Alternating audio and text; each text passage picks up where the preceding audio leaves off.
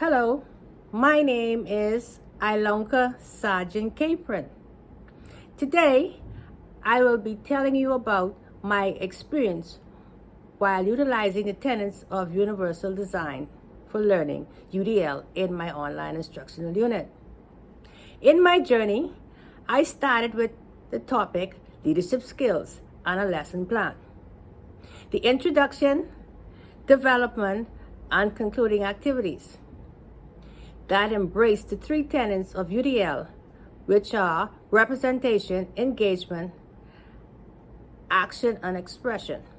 I also planned the type of assessment for the unit, formative and summative, analyzing a learning situation.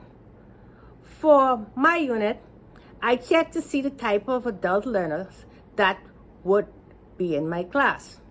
For example, are they aspiring, new, or seasoned managers? This helped with the type of lesson I created, the lesson activities duration, the type of content materials, and assessment to be created. I also reflected on what I have done in the past when teaching a blended lesson. What happened? What went wrong? And how I can now correct these learning mistakes. I examined the layout of the unit in regard to how the student can have easy access to the content and be able to locate the materials with no trouble. I used the flipped classroom approach in my design. I've revisited my unit and flipped or inverted the content so that the materials were placed first and labeled for a better flow.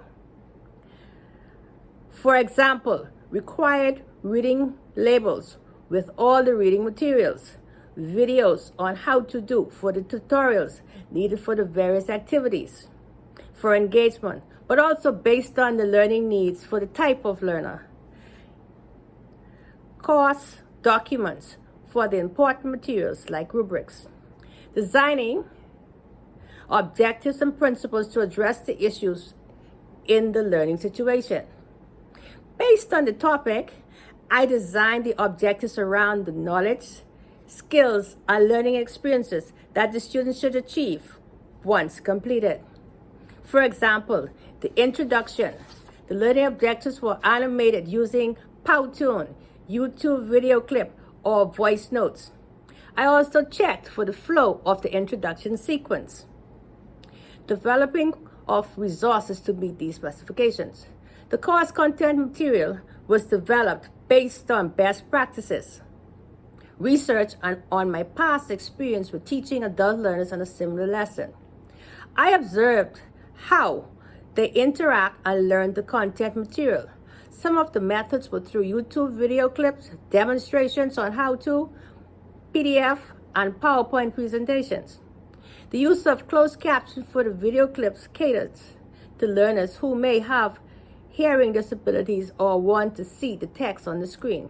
I use the transcript text for my YouTube video as another form of content for learners who may want to read or print material. In the PowerPoint presentations, I use color that is pleasing to the eyes and bullets to bring attention to content. This was done to reduce the cognitive load on the brain of the learner. I also took on board some improvements points from my colleagues in the area of audio material. The advice that I would give to future developers to integrate UDL in their instruction units should be to design based on the type of learner, and how they learn should be the key factor for the selection of the content material types, use of graphics, text, audio, video, and animation used to engage students. The navigation through the content material with good instructions is also another key factor.